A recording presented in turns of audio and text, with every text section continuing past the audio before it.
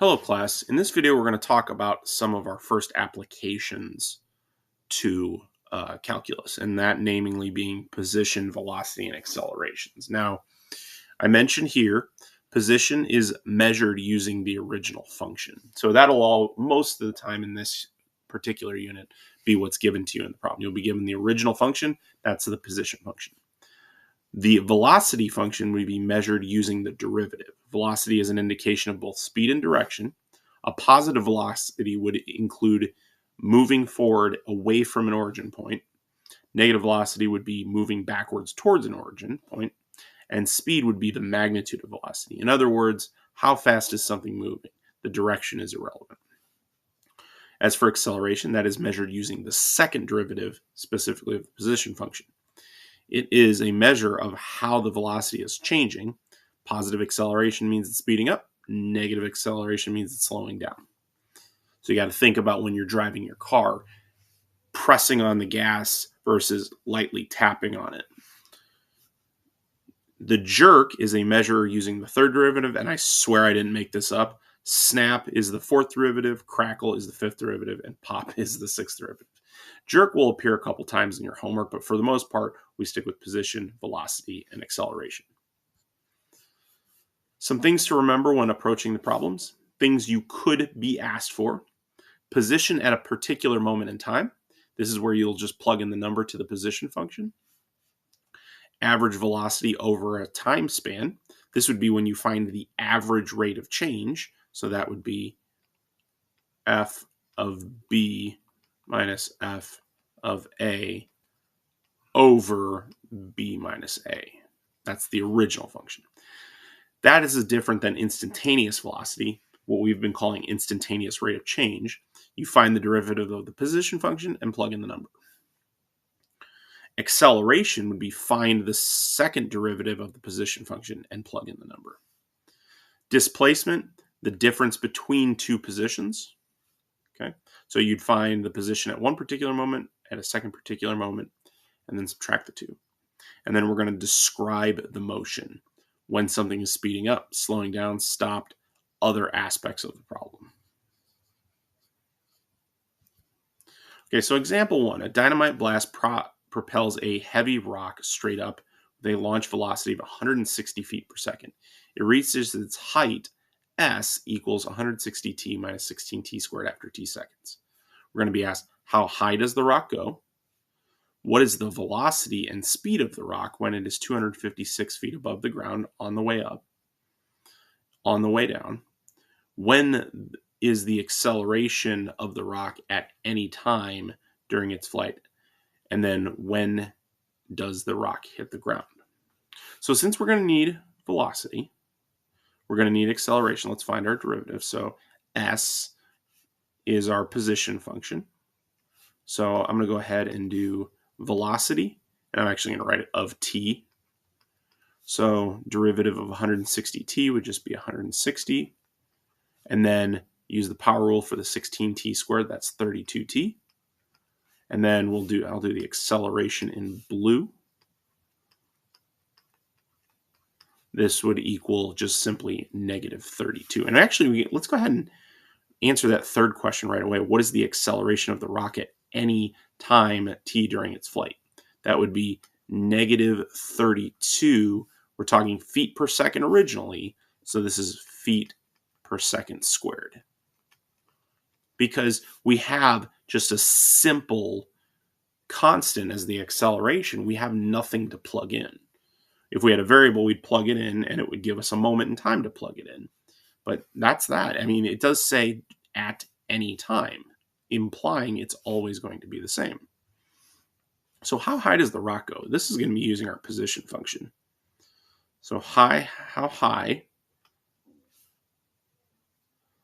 We can find our vertex by using our negative b over 2a formula for a standard ax squared plus bx plus c quadratic.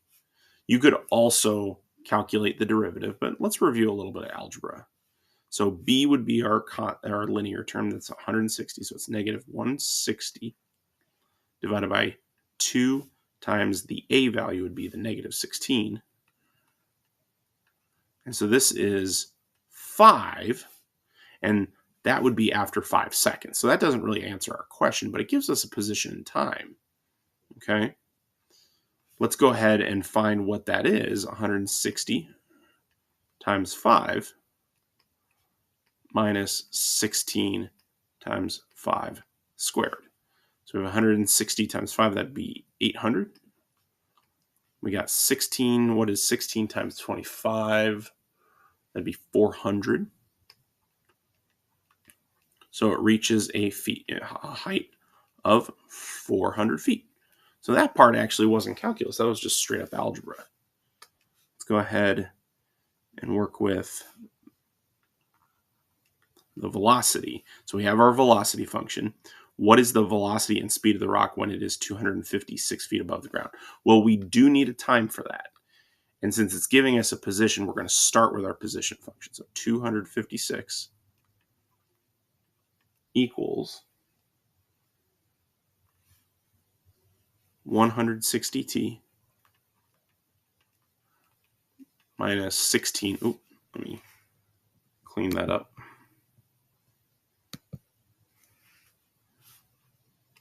Minus 16t squared.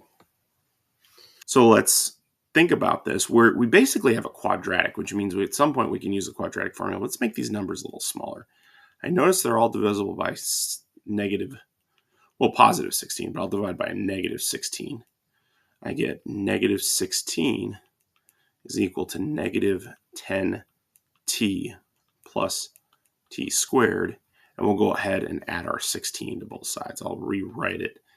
T squared minus 10t plus 16 equals 0. And then we just have to factor this thing. Okay, sorry, a little problem there.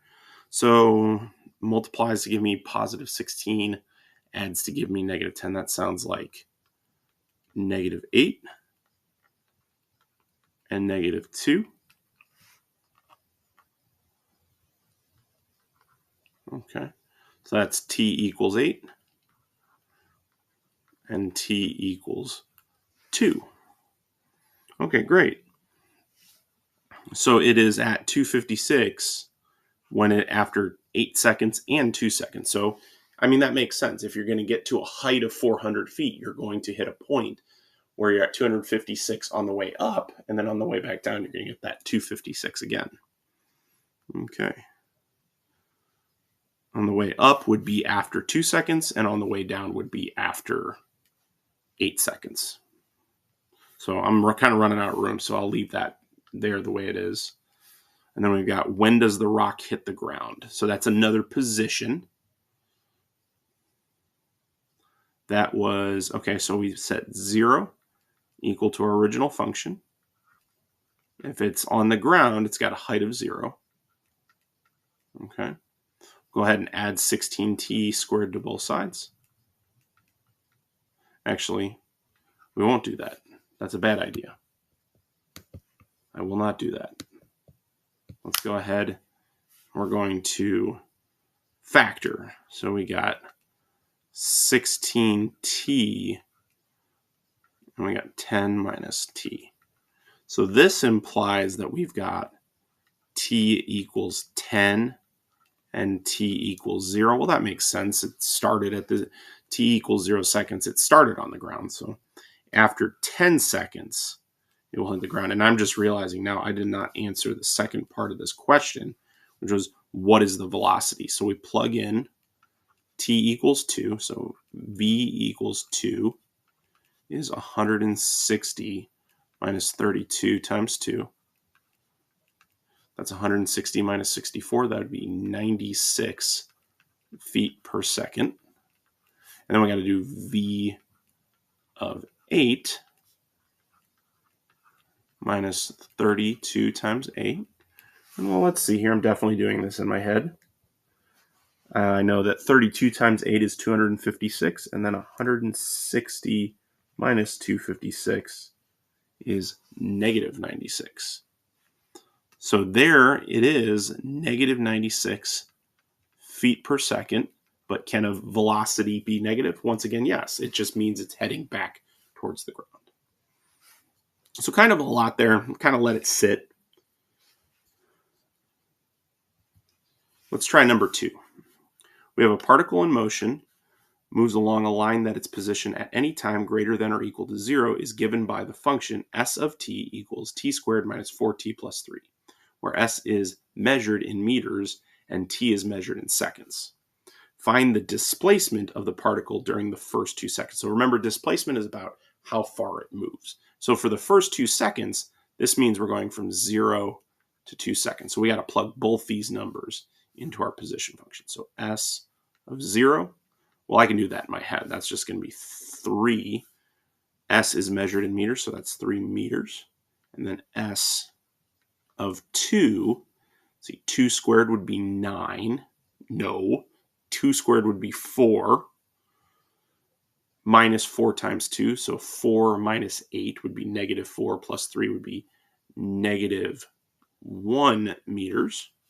Okay, so its displacement, we'd take negative 1 and minus 3 equals negative 4 meters. Now, can a distance be negative? The answer to that is no, but displacement also takes into consideration direction.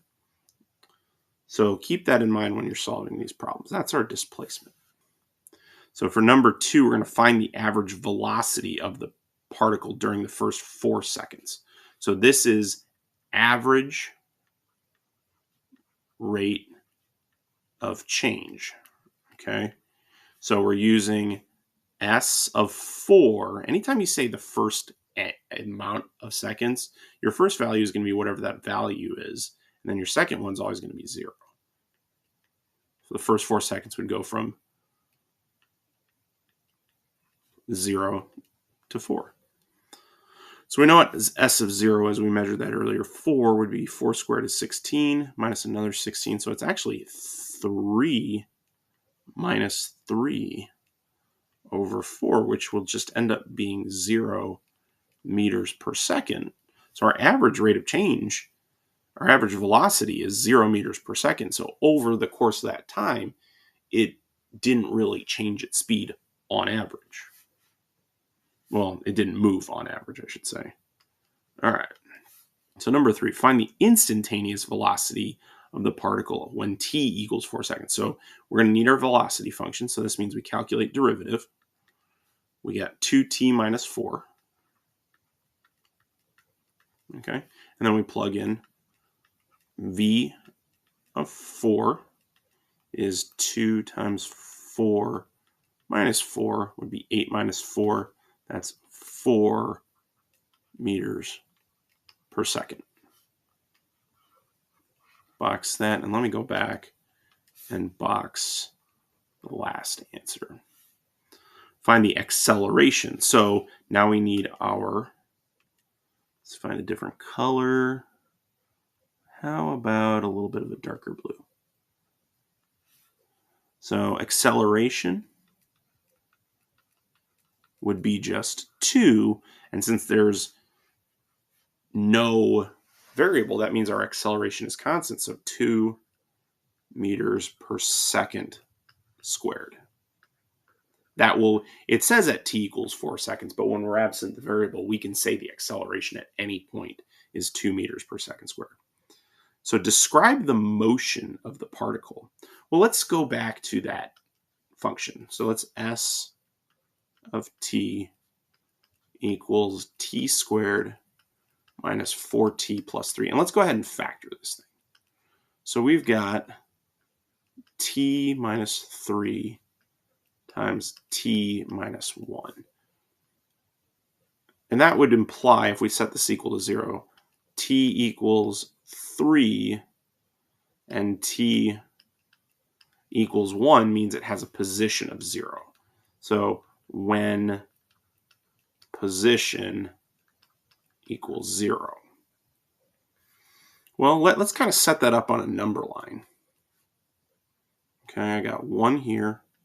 I've got 3 here. Now, typically we pick our values. We can only go up to 0. because we can't start measuring time before we've started. So we'll pick 0 as kind of a critical value there. And then something between 1 and 3, well, a nice integer is 2, and then say 4 for something greater than 3. So if I plug in 0 to this, I got 3. So that's a positive value. That means it's moving to the right. Okay. That took up a little bit more space. When we plug in 2, we get that's when we got negative. So this was left movement. And then 4, we saw earlier, was positive. We already calculated. So that's again moving to the right. Okay. So when we describe the motion of the particle, we are moving right from 0 to 1 second, and from 4 seconds onward, moving left from 1 to 3 seconds. That's kind of ties back into displacement. All right, so we're looking at a little bit of a calculus problem for economics. Suppose it costs this function, cost, to produce X radiators when 8 to 10 radiators are produced. And then revenue is, this is my revenue function, so the amount of money you take in from purchases from selling X radiators. Your shop is currently producing 10 radiators a day. Find the marginal cost and the marginal revenue. So marginal in economics is just economic for derivative. Okay. So we're going to calculate the derivative of the cost function. Okay, that's 3x squared minus 12x, pardon me,